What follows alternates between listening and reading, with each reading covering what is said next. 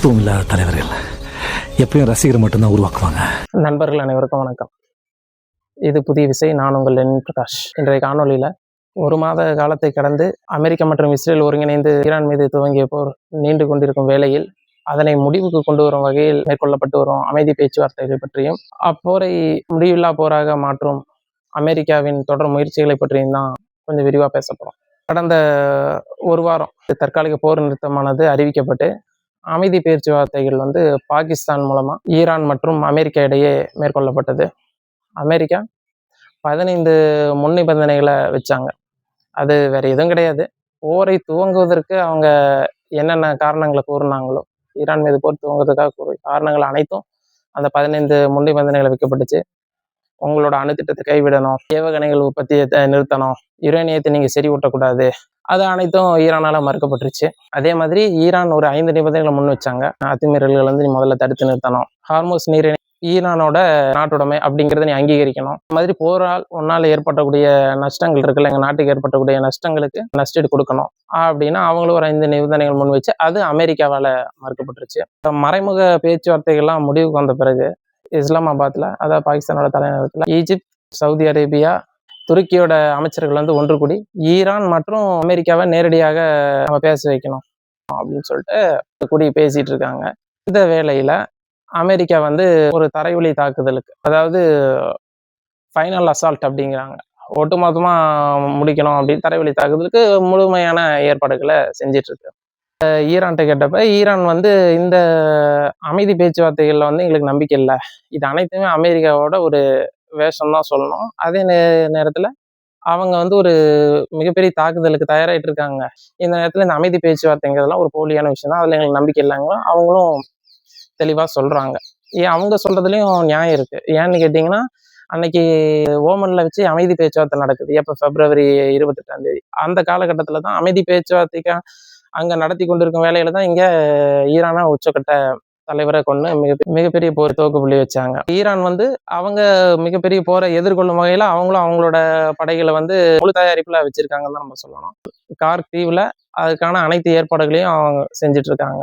Pentagon அமெரிக்காவோட இராணுவ தளத்திலிருந்து கிட்டத்தட்ட 10,000 படை வீரர்களை அங்க களமிறக்கணும் அப்படிங்கிற உத்தரவின் பேர்ல இதுவரைக்கும் கடந்த வெள்ளிக்கிழமை மட்டும் 3,500 படை வீரர்கள் அங்க களமிறக்கப்பட்டிருக்காங்க. அதுல பாத்தீங்கன்னா 2,500 பேர் மெரைன்ஸ்ன்னு சொல்லுவாங்க. தரையிலும் போரிடுவாங்க, கடல்ல இருந்தும் போரிடுவாங்க. அந்த திறமை வாய்ந்தவங்க தான். அது இல்லாம 82ஆம் பிரிவு ஏர்பான் டிவிஷன் பேராசூட் வீரர்கள் ஒரு 1000 பேரை அமெரிக்கா அங்க ஒருங்கிணைக்க போறாங்க. அது இல்லாம ஒரு 2,500 பேர் மத்திய கிழக்கு நோக்கி கடல் வழி மார்க்கமாக வந்துட்டு இருக்காங்க. இதுல எத்தனை பேர் வந்தாலும் அத்தனை பேரையும் நாங்க கொன்றொழிப்போம்னு ஈரானும் உறுதியா சொல்றாங்க.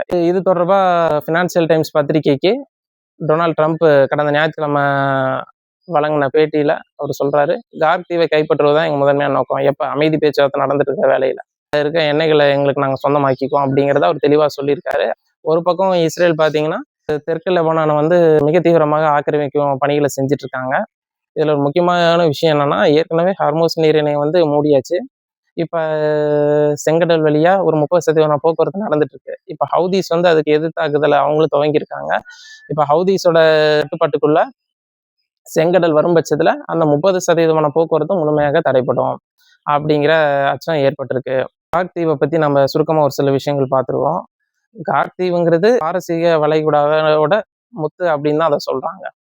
ஈரானோட ஒட்டுமொத்த கடற்கரை பகுதிகளிலேயே அதிக ஆழமா கொண்ட கடற்கரை பகுதி எது அப்படின்னு பாத்தீங்கன்னா அது கார்க் தீவு தான். மேலும் அங்க பெரிய பெரிய கப்பல்களை ஈஸியா நிலைநிறுத்தலாம். மேற்கு ஈரானில் இருக்கக்கூடிய எண்ணெய் வயல்களோட அனைத்து தொடர்புகளும் குழாய் வழியா அந்த கார்க் தீவோட இணைக்கப்பட்டிருக்கு. கிட்டத்தட்ட அங்க 30 லட்சம் பேரல் கச்சா எண்ணெயை அங்க சேமிச்சு வச்சுக்கலாம். அதே நேரம் ஒரே நாள்ல கிட்டத்தட்ட 7 லட்சம் பேரல் வரைக்கும் கப்பல்கள்ல லோடு பண்ணலாம். 10ஆம் நூற்றாண்டு வரைக்கும் முத்து குளிப்பவர்களுக்கும் கடல்வழி வர்த்தகம் செய்வாங்க இல்லையா, அந்த வணிகர்கள் அங்க ஓய்வு எடுக்கிறதுக்கான இடமா தான் இருந்திருக்கு. 18ஆம் நூற்றாண்டு வரைக்கும் பிரெஞ்சு படையினரால் அது முற்றுகையிடப்படுது. அப்புறம் 19ஆம் நூற்றாண்டுல வெள்ளைக்காரர்கள் கைப்பற்றுறாங்க.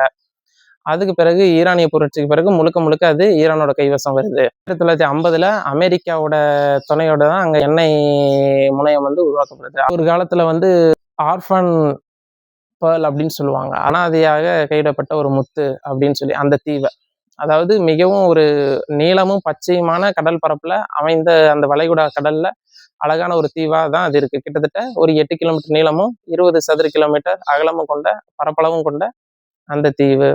அதுக்கு பிறகு பார்த்தீங்கன்னா, இப்போ அது வந்து ஒரு ஃபர்பிடன் ஐலாண்டா தான் இருக்கு. காரணம் ஏன் அப்படின்னா, ஈரானோட புரட்சி படையிட்ட இருந்து நீ அனுமதி வாங்கினா தான் அந்த தீவுக்குள்ளே போக முடியும். ஏன்னா அது முழுக்க முழுக்க ஐஆர்ஜிசி கண்ட்ரோல்ல இருக்குது. அங்கதான் ஈரானோட 90% எண்ணெய் வர்த்தகமும் அங்கதான் நடந்துட்டு இருக்கு. இப்ப அந்த தீவை தான் நான் கைப்பற்ற போறேன்னு ட்ரம்ப் கிளம்பியிருக்காரு. இது தொடர்பா அமெரிக்காவின் சென்ட்ரல் கமாண்ட் முன்னாள் கமாண்டர் ஜெனரல் ஜோசப் பட்டல் என்ன கூறாருன்னா, இந்த வார் ஜோன் இணையதளத்துக்கு அவரு பேட்டி கொடுத்திருக்காரு. அந்த பேட்டியில் என்ன சொல்றாருன்னா, அந்த கார் தீவை கைப்பற்றுவது வந்து ஒரு சாதாரண விஷயம் தான். அதுக்கு இவ்வளவு படை வீரர்கள்லாம் தேவையில்ல. ஒரு 800ல இருந்து 1000 படை வீரர்கள் இருந்தாலும் அந்த தீவை கைப்பற்றிடலாம். ஆனா அங்க அமெரிக்காவோட ஆதிக்கத்தை நிலைநிறுத்துவது நீண்ட காலத்துக்கு அங்க நிக்கலாம் முடியாது. அங்கிருந்து 60 கிலோமீட்டர் தூரத்துல தான் பஷார் நகர் இருக்கு. பஷார் நகர்னா ஈரானோட முக்கியமான ராணுவ நகர் அது. அந்த 60 கிலோமீட்டர் தூரத்துல இருந்து அவங்க ஈஸியா அதை கண்ட்ரோல்ல எடுத்துக்குவாங்க. மிசைல் அவங்களோட ஏவுகணைகளே அதுக்கு போதும். அங்க இருக்க அமெரிக்க நிலைகள் அடிச்சு நொறுக்கப்படும் அப்படின்னு ஒரு தெளிவா சொல்றாரு. இன்னொரு விஷயம் இது என்ன கேட்டீங்கன்னா, ஈரான் ஈராக் யுத்தத்துல சதாம் ஹுசேன் படையினரால அந்த தீவு பெரிய அளவுல சேதங்களை சந்தித்திருந்தாலும் அது மீண்டும் தன்னை புனரமைச்சு இன்னைக்கு வரைக்கும் சிறப்பா தனது வர்த்தகங்களை பெரிய அளவுல அங்க நடத்திட்டு இருக்காங்க. அதே நேரத்துல கார் தீவின் மீது ட்ரம்ப்புக்கு இருக்கிற பார்வை வந்து இன்று அல்ல, அது 40 வருடங்களுக்கு முன்பாகவே இருக்கு. கார்டியன் பத்திரிகைக்கு அவர் பேட்டி கொடுத்த போது, ஒரு குண்டு அமெரிக்கர்கள் மீது ஈரான் செலுத்தினாலும் இல்லது அமெரிக்க கப்பல் மீது ஒரு குண்டு ஈரான் செலுத்தினாலும் கார் தீவு ஒண்ணுமில்லாம போயிடும் அப்படின்னு சொல்லிட்டு அவரு 40 வருடங்களுக்கு முன்பாகவே அவரு கார்டியன் பத்திரிகைக்கு பேட்டி கொடுத்திருக்காரு. வரலாற்று ஆசிரியர்கள் என்ன சொல்றாங்க அப்படின்னா, இன்னைக்கு ஹர்மோஸ் நீரிணையில ஏற்பட்டிருக்கக்கூடிய நெருக்கடி கிட்டத்தட்ட 1 மாத காலமாக முற்றுகையிட்டு இருக்காங்க ஈரான. அனைத்து வர்த்தக கப்பல்களும் தடுத்து நிறுத்தப்பட்டிருக்கு. அது வந்து மிகப்பெரிய அளவுல வளைகுடா நாடுகளுக்கு, ஏன்னா எண்ணெயை வச்சுதான் அவங்க வியாபாரம் பண்றாங்க. மிகப்பெரிய நெருக்கடி ஏற்பட்டதன் காரணமா தான் இன்னைக்கு பாகிஸ்தான் மூலமாக வளைகுடா நாடு, இப்ப நான் சொன்னேன் அந்த மினிஸ்டர்ஸ், துருக்கியா இருக்கலாம், எஜிப்தா இருக்கலாம், சவுதி அரேபியா இருக்கலாம், அவங்க எல்லாம் அந்த பேச்சுவார்த்தை நடத்திட்டு இருக்காங்க. ஏன்னா அதை வந்து சரி பண்ணணும். அப்பதான் அந்த வர்த்தகம் நடக்கும். அந்த மிகப்பெரிய அந்த பொருளாதார நெருக்கடி தான் இந்த 1 மாதமா ஏற்பட்ட நெருக்கடி தான் அமைதி பேச்சுவார்த்தைகளுக்கு இந்த நாடுகளை வந்து முன்னெடுக்க வைக்குது. எதோட ஒப்பிடுறாங்கன்னா, 1957ல ஏற்பட்ட சுவிஸ் கால்வாய் நெருக்கடியோட ஒப்பிடுறாங்க. 1956ல எகிப்திய அதிபர் வந்து அன்னைக்கு சுவிஸ் கால்வாயை நாட்டுடைமையாக்குறாரு. இது வந்து இஸ்ரேல், பிரான்ஸ் அப்புறம் பிரிட்டன் 3 பேரும் சேர்ந்து அந்த கால்வாயை நம்ம கைப்பற்றணும், அந்த அதிபரை வந்து ஆட்சியிலும் தூக்கி எறியணும் அப்படிங்கிற நோக்கத்துல மிகப்பெரிய அளவுல ஒரு போருக்கு தயாரானாங்க. போருக்கு அந்த காலகட்டத்துல அந்த கால்வாயானது மூடப்படுது எகிப்தால. காரணம் ஏன் அப்படின்னா, அவங்க அதுக்கு முன்னாடி அதை நாட்டுடைமை ஆக்கிடுறாங்க. எகிப்தோட கண்ட்ரோல் இருக்கு. அவங்க வந்து அந்த சுவிஸ் கால்வாயை மூடிடுறாங்க. சுவிஸ் கால்வாயை மூடி கிட்டத்தட்ட 1 வருடத்துக்கு முற்றுகையிடப்படுது. ஒரு வருடம் முற்றுகையிடப்பட்டு மிகப்பெரிய அளவுல வர்த்தகம் தடைப்பட்டது. உலக பொருளாதாரமே மிகப்பெரிய நெருக்கடிக்கு உள்ளாகுது. ஐநாவோட சிறப்பு படை உள்ள களமிறங்குது. அமெரிக்கா உள்ள வருது. சோவியத் யூனியன்லாம் உள்ள வந்து பிரிட்டனை பின்வாங்க வைக்கிறாங்க. அந்த சுவிஸ் கால்வாய் வந்து எகிப்துக்கே மீண்டும் அது சொந்தங்கிறது அறிவிக்கப்படுது. உலக வல்லாதிக்கமாக இருந்த பிரிட்டன் சரிந்து பின்னுக்கு தள்ளப்பட்டது அந்த சுவிஸ் கால்வாய் நெருக்கடியின் மூலமா தான். அன்றையிலிருந்து இன்று வரை பிரிட்டனோட வெளியுறவு கொள்கைகள் அனைத்தும் அமெரிக்காவில் தான் தீர்மானிக்கப்பட்டது. வரலாற்று பாடத்திலிருந்து இது போன்ற விளைவுகளை வந்து அமெரிக்காவும் எதிர்வரக்கூடிய காலத்துல சந்திக்க போகுது அப்படின்னு தான் நம்ம சொல்லணும். நன்றி.